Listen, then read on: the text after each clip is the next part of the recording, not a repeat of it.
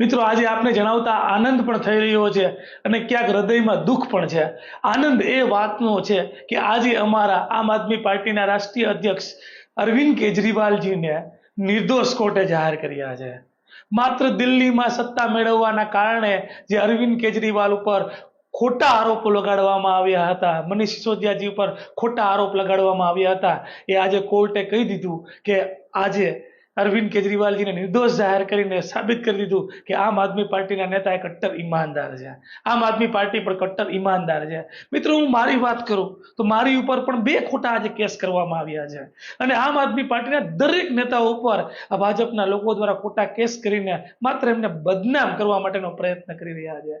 ત્યારે હું આપ સૌ લોકોને કહેવા માંગુ છું કે આજે કોર્ટે કીધું ત્યારે વિશેષ ખુશી થઈ, વિશેષ આનંદ થયો અને નિર્દોષ અરવિંદ કેજરીવાલજી સાબિત થયા ત્યારે ખૂબ આનંદ થયો અને ક્યાંક દુઃખ પણ થયું કે અમારા રાષ્ટ્રીય સંયોજકને બરાબર ખૂબ પીડાઓ, વેદનાઓ, આજે એમની આંખમાં આંસુ હતા।